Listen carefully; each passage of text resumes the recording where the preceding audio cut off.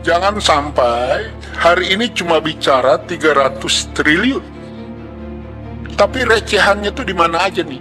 Ini bicara tentang sumber pendapatan negara. APBN kita minus terus. Ternyata tikusnya ada di sana.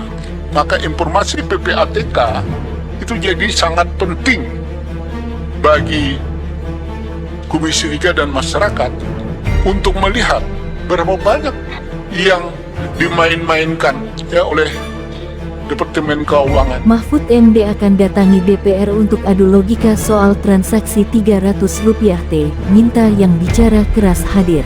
Kalau dicari ekonomi aslinya mana? Tidak ada, tapi kita tahu. Bisa dicari itu di belakangnya. Nah itu katanya ambil, gitu. Pencucian uang itu lebih besar dari korupsi, tapi tidak ngambil uang negara. Apalagi dituduh ngambil uang pajak, itu tidak. Bukan itu.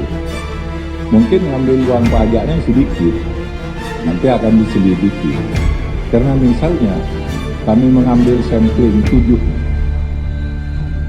7 kasus dari 197 kasus yang dilaporkan itu, 7 kasus itu tindak pidana pencucian uangnya sudah dihitung 60 triliun ya Pak Sugeng.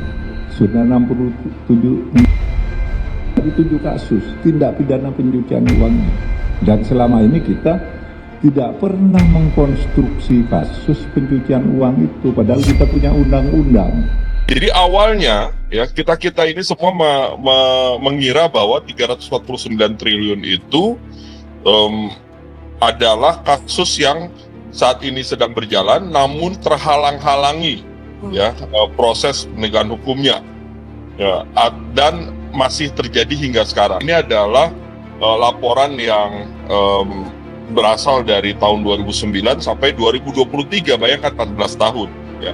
Memang sudah selayaknya ini harus dibuka ke publik ya. Ini korupsi sehingga 300 triliun yang melibatkan mungkin bisa ribuan orang ya, itu harus ditangkap kalau itu terbukti bahwa itu adalah korupsi atau terbukti bahwa itu semi korupsi atau seperti apa. Tidak melulu semuanya itu melibatkan oknum di Kementerian Keuangan, tetapi 349 triliun ini berkaitan dengan tugas dan fungsi dari Kementerian Keuangan.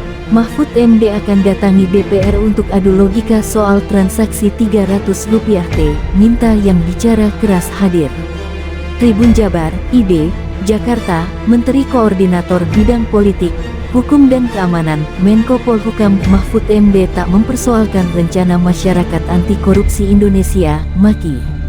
MAKI akan melaporkan Pusat Pelaporan dan Analisis Transaksi Keuangan PPATK ke Badan Reserse Kriminal Bareskrim Polri. Ya enggak apa-apa, bagus. Enggak apa-apa, ujar Mahfud di kawasan Kuningan, Jakarta Selatan. Pada Rabu tanggal 29 Maret tahun 2023, Mahfud mengatakan, ia akan memenuhi undangan Komisi 3 DPR untuk membahas soal transaksi mencurigakan sebesar 300 triliun rupiah di lingkungan Kementerian Keuangan Kemenkeu. Mahfud dan pemerintah akan beradu logika mengenai persoalan transaksi mencurigakan dengan DPR. Uji logika dan uji kesetaraan juga. Jangan dibilang pemerintah itu bawahan DPR. Bukan, ungkap dia. Pokoknya Rabu saya datang, kemarin anggota DPR yang ngomong-ngomong agak keras itu supaya datang juga, biar imbang, tegas Mahfud. Meski demikian, Mahfud mengaku belum menerima undangan dari DPR mengenai jadwal pertemuan itu. Enggak tahu, undangannya belum nyampai, tambah dia. Sebelumnya, MAKI menyatakan akan melaporkan PPATK ke Bareskrim Polri pekan depan. Rencana pelaporan ini disampaikan MAKI menindaklanjuti pertanyaan anggota DPR Arteria Dahlan terkait potensi pidana lantaran PPATK telah membocorkan dokumen TPPU yang akhir-akhir ini jadi perbincangan publik.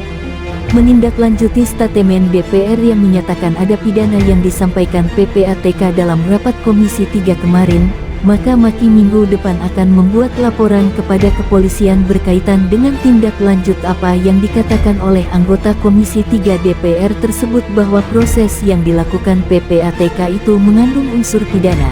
ujar Koordinator Maki Boyamin Saiman kepada Kompas.com, Kamis tanggal 23 Maret tahun 2023. Boyamin mengeklaim rencana pelaporan ini justru upaya untuk membela PPATK. Dia menegaskan, Maki ingin memastikan kepada polisi bahwa tindakan PPATK justru sudah benar. Boyamin mengaku memakai logika terbalik dalam membela PPATK.